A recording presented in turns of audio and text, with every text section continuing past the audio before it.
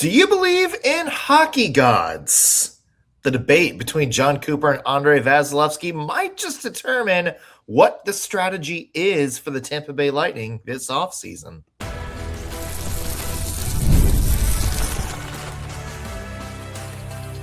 You're Locked On Lightning, your daily podcast on the Tampa Bay Lightning, part of the Locked On Podcast Network. Your team every day. Welcome into Locked On Lightning, everybody. I'm Nick Morgan. That's my partner in crime, Greg Steven, and we're trucking along with the off-season content. On today's show, revisiting one of the funniest, at least in my mind, moments from the exit interviews for the Tampa Bay Lightning, Andrei Vasilevskiy's hard eye roll at John Cooper's hockey god comments from the day before, what that means for the Lightning positioning moving forward. Plus, would you like to see some changes in leadership for the Tampa Bay Lightning? An open-ended question. That could mean some coaches. That could mean some new people wearing an A or maybe a C next year. It's been talked about on social media. Let's dive into that debate when we get started here on Locked On Lightning. Plus, Game 7 tonight between the Habs and Sabres. We'll have some picks for that one. Let's get started, though, Greg, with the round of quotes that made a lot of headway over the past couple of weeks and has resulted in a little bit of debate about what the Lightning need to do moving forward. So this was John Cooper after Game 7, was kind of asked about what went wrong and referenced hockey gods. His quote was, quote, "The hockey gods have been in my corner many, many times. In Game 7, they were in the other corner." All right, so talking about some of the bad bounces, weird puck luck in Game 7, obviously holding the Canadiens to 9 shots on goal. Andrei Vasilevskiy was asked specifically about John Cooper's comments the next day. I don't think he liked what John Cooper had to say. Quote, "I feel like, quote unquote, hockey gods, that's our excuse the last 3 years. We're broken record over and over again. We have to man up here." Greg, what do you read into all of this? Well, I'll start by saying I think Vasi was very frustrated. They had just lost, so I want to give him a little leeway for his reaction because it was very dramatic. And if you haven't seen the interview, please just find it real quick and watch it before you continue the episode because he gives a tremendous eye roll that you and I were talking about off air. And, he kind of does the, "Oh my God, not this again" look. And, I think to a lot of people, it's like, "Oh, that doesn't look good at all." To me, I think I kind of take it two ways. It's like, one, yeah, I'm sure he's tired of hearing that because look, I get the hockey gods quote. I totally understand it because you can play an elite game and still lose. And that's kind of what happened to them in Game 7. Yeah. But I don't know that you can play an elite series and lose. And I think, that's the part that Vasi's correct. It's like, you got to get it done. And if you're not going to get it done, it's on your team and your personnel, not the hockey gods. So I can imagine why that's so frustrating to hear after you drop a series. Yeah, and I do think you can play an elite series and still lose. Goaltending being what it is and all, I think it's really easy to, quote unquote, rob a series. Just look at everything, J.S. Shiger did back in 2003. I mean, the Ducks were outplayed pretty much 90% of the games they played and still came a game away from winning the cup. But I think the thing about Cooper's comments here is maybe they're accurate for Game 7. It's the first 5 games of the series that you look back and say, that right there is where the Lightning lost. And I know a lot of people disagree with me, because it was all 1-goal games and everything like that. And I know some people chimed in and said, what are you talking about? Lightning have been right there each game. But I think for me, you look back at those first 5 games and they're filled with the type of mistakes that we have been begging the Lightning to clean up since the season started. A lot of really stupid penalties, a lot of really bad turnovers, just lack of effort and people being out of positioning in key plays. That's the kind of stuff that to me, I would hang my hat on for this. The reason the Lightning lost this series more than just quote unquote hockey gods in Game 7. And I think that's my big takeaway. And I think why, Andrei Vasilevskiy, kind of rolled his eyes a little bit here because it's, I think it's an oversimplification when you get to Game 7 and be like, what can you do? Like, they, 9 shots on goal for them and 2 bounced in. When you look at the first half of the series and say, there's clearly things we should have been doing better here. Yeah, for sure. And, Vasi's quote, there's more to it as well, right? Like he says something like, our forwards need to score goals, our defense needs to block shots, and our goaltending needs to stop the shots. So he's right. It's everyone needs to do their job, and I don't think they really got that the full series. So I totally understand why it's frustrating. And I think someone even asks him about I think it was the New Hook goal that kind of awkwardly bounced in on him. And they were like, was that on hockey gods? And he was like, I mean, sure, that one was, but like the first 18 goals of the series weren't necessarily the hockey gods. So you're right. I think, everyone's got to get their job done. And unfortunately it didn't really happen. And you're right. The first 5 games is why they lost the series. And to pile on to what other than penalties and discipline, and it's the slow starts. It's the poor performances at home throughout the whole regular season too. There's just a lot to clean up there. Yeah. And I think maybe that's just where Andrei Vasilevskiy was coming from. And I think there is a little bit of frustration after 4 straight first round losses. It's like, look, you need to see some guys say clearly we need to do something different here. And I think that's what Andrei Vasilevskiy, wanted to hear. The one thing I will say is because I know that this round has made or this quote has made the rounds a lot. I know a lot of people are saying, oh, is John Cooper lost the locker room? I don't think so. I don't think that's what this quote says. I think this is clearly just a leader of this team in Andrei Vasilevskiy being like, we have to be honest about what's been going on here. And everything like that. I don't read this as any sort of, tension between Cooper and Vasilevskiy or anything like that. Am I on the right track, Greg?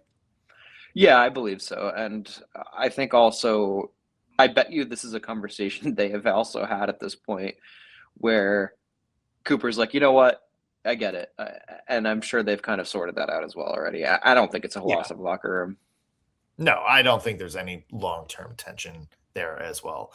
At the end of the day, probably a little bit of mix. Yeah, like there's definitely some things in the series that you just or in any Lightning season that you just kind of sit back and shrug and say, well, that's hockey. And there's other things that clearly I think the Lightning need to fix moving into the offseason for sure. Certainly. So right down the middle. I would say right down the middle of these two guys. Yeah. And you know what? That does lead to like the next conversation, which is like, does this have anything to do with leadership? Yeah.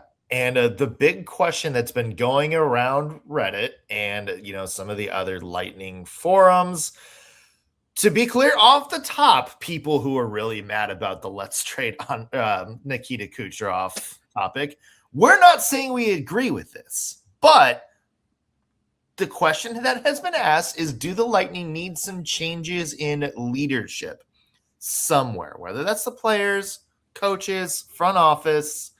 That's the question being asked. We will dive into that debate when we come back on Locked on Lightning. Today's episode is brought to you by Kalshi. The hunt for the Stanley Cup is on, and now you can trade every game on Kalshi. On Kalshi, you can trade every single playoff game, every series, the conference finals, even the Stanley Cup finals. For instance, tonight, big Game 7 between the Montreal Canadiens and Buffalo Sabres. Right now, the Sabres are trading at 53% to beat the Montreal Canadiens. Is the home team going to win this series? That means a $100 payout pays $189 if the Sabres win. As the playoffs heat up, those numbers move in real time, and you can buy in or out anytime. On Kalshi, you're trading against peers in a live market, meaning there's no house, and as the probability changes, you can buy in and out of your position. For a limited time, download the Kalshi app and use code LOCKEDON to get $10 when you trade 10.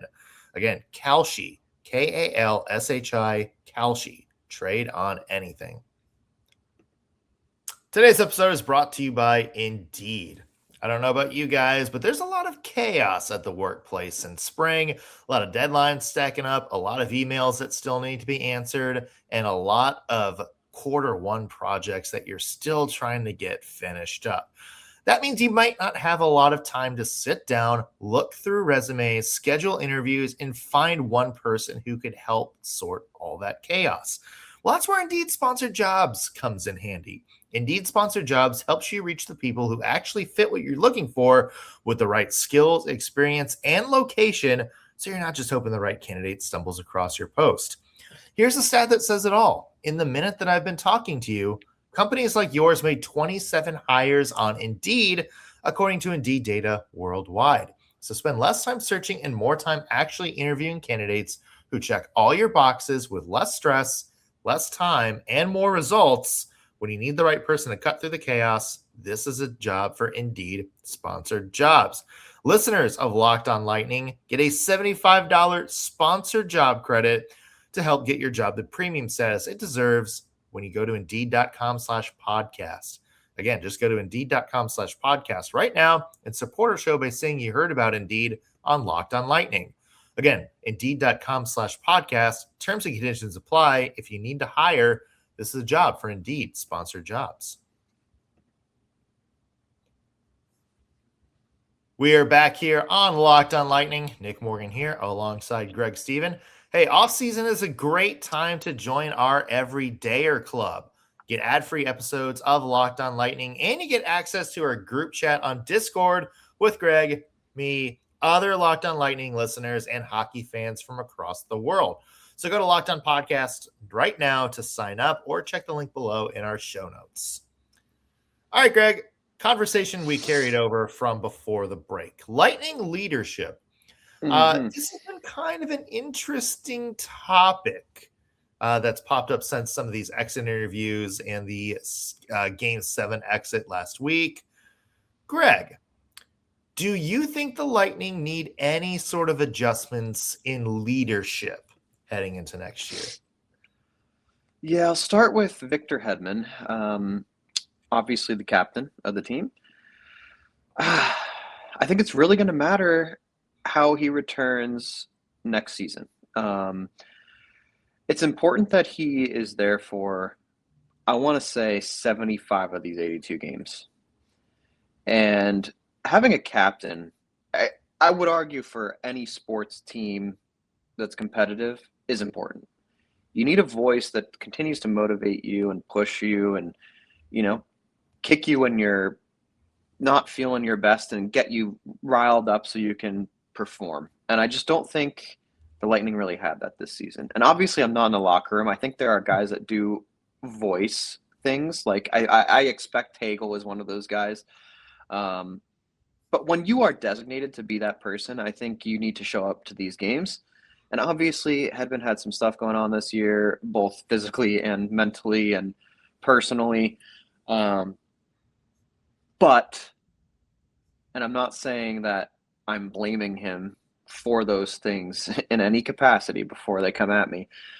I'm just saying if you're going to be the captain, I think you need to be there for at least 75 of these games. And for him not to be there in that capacity this season, I would argue that's somewhat damaging. Yeah, I mean, it's tough. Like, it's a tough conversation to have. It is. And I know, like, that was sort of the angle a lot of people were taking, like, and it's kind of more of I'm trying to think of a good way to say this. Like, I'm just going to rephrase what I'm going to say. I think it does take some, Victor Hedman, I think, did an amazing job of realizing, like, I can't take care of other people before I take care of myself here. Yeah. And it's kind of like I heard a really good a really good comparison this from a mental health expert. It's like, on the plane, if a plane hits high altitude or something goes wrong, there's a reason they say put your own mask on first before you start helping other people. And so I don't look at, Victor Hedman as like a weak captain or anything like this. I think it actually took a lot of, maturity to realize I have to help myself before I can be, a good leader for a lot of other people here. Um, and I, what, there's nothing that tells me Victor Hedman's not a good captain, because I know that's been sort of a debate over the past couple of years. I think he's maybe different than Steven Stamkos, but I still think he's the most respected guy in that locker room for the Tampa Bay Lightning. I think he's the first person that people go to when they want to hear, a teammate speak up. Maybe he's not the, the fiery, whatever you call Steven Stamkos, like, what he has a little bit more flash personality, but that doesn't mean he's not a good captain. Yeah, I agree with you. And yeah, I also agree that he handled it correctly. You want to take care of yourself before everyone. And I think he even admitted it in a quote. He said something along the lines of, I realized that by being there, I was really just going to hurt my team. So stepping away seemed in everyone's best interest. So I don't think there's any argument there. I think it's more that if you are going to wear the C, and obviously he didn't know this all was going to happen headed into the season, right? But I think if you're him and you are a week or two away or whatever from this upcoming season, and you realize, wow, I'm not going to be able to play in 50 plus games, 60 plus games.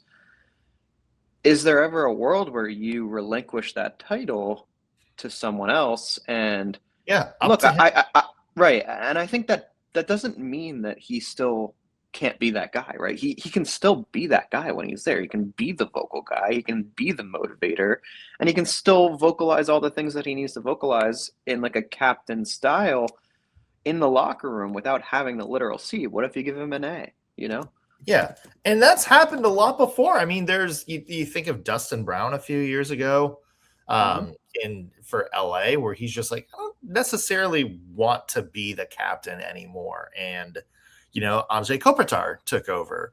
There's been some. They did it in Toronto too, right? I think it was Tavares to Matthews or something. It was John Tavares, and I think it was like, I'm going to lead this team for a couple of years until, Austin Matthews kind of establishes himself. Mm-hmm. I mean, there is pressure to wear the C. Yeah. I will say that.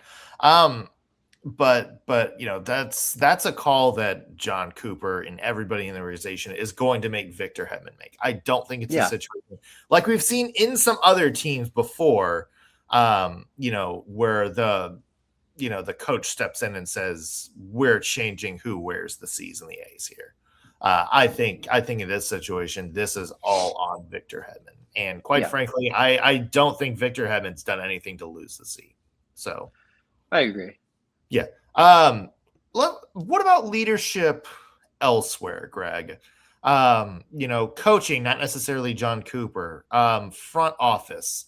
How do you feel about how that's going, or do the Lightning need a different voice or mindset anywhere? I don't know. I think I like behind the bench right now. I don't know that I'm changing. Why are you getting rid of John Cooper, right? I would argue he's the best coach in the league. And in my world, if you're going to replace anything on a team, whether it's a player or a coach or whatever, you kind of have to be thinking there's something better out there that you can put there or something equivalent. And I would argue there just simply is not for John Cooper. That being said, the assistants, They changed one, this obviously before this year, and I thought that was an excellent move. And I'm sticking with it.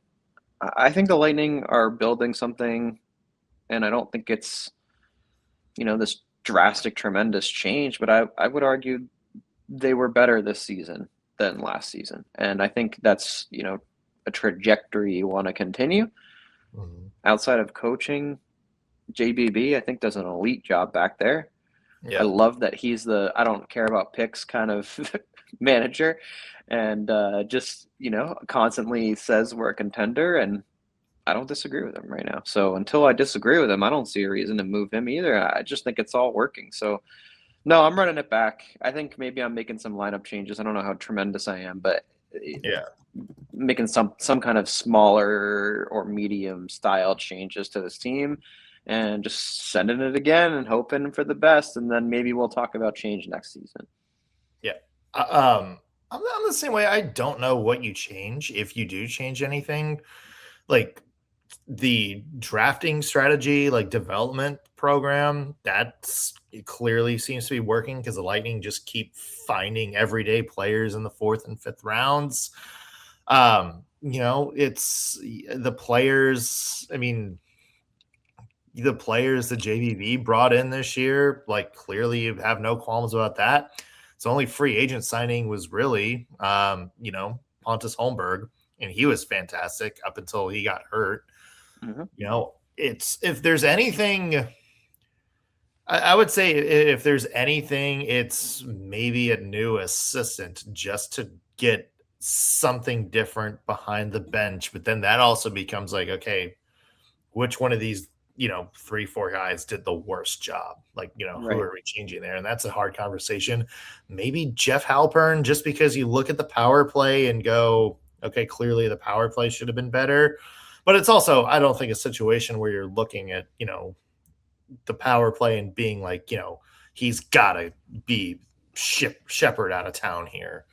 So Right. yeah, I mean, it's tough because I do think I'm with you. Like, I think it might wind up being we got to get some different player voices in here in one way or another. I don't know how often that or how much you can change coaching staff and say like these deserve to be changed, Right. if that makes sense. Yeah, I think if like you're not making the playoffs, it's one thing.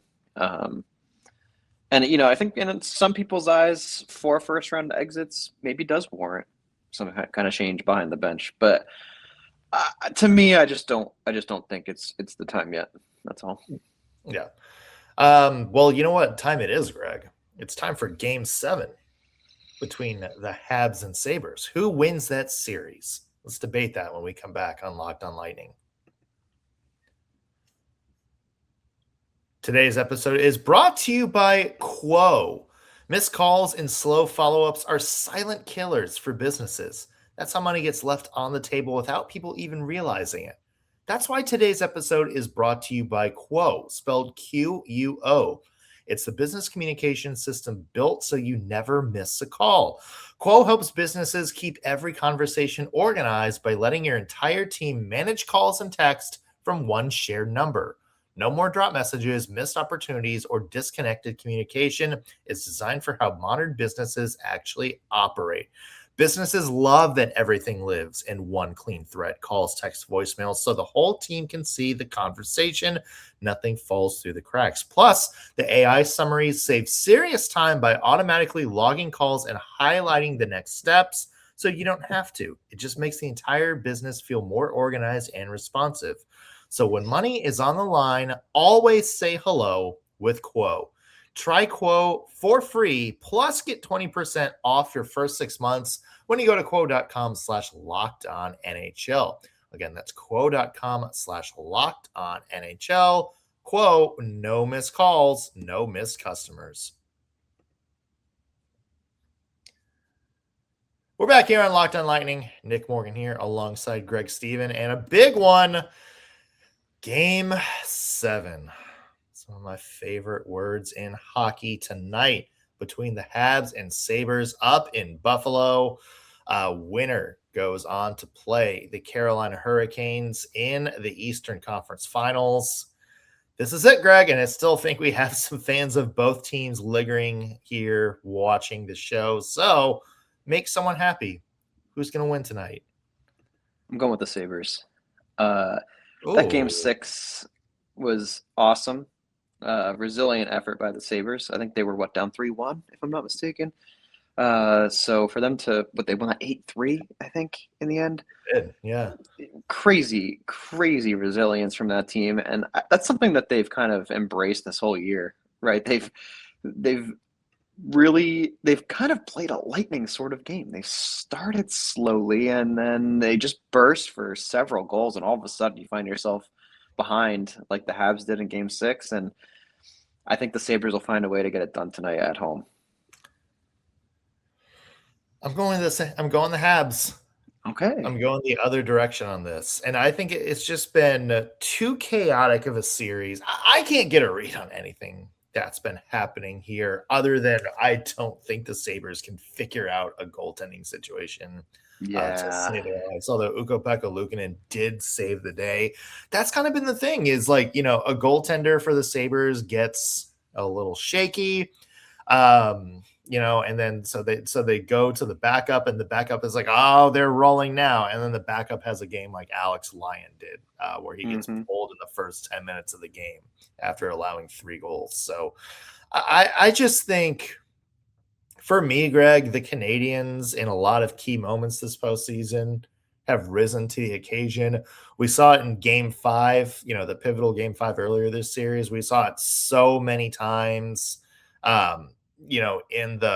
In the series against us, we always see the Habs rising to the occasion here. And I do think this is going to be a case where you look at Jakub Dobeš, who I would say Game 6 was his first really bad game of the playoffs.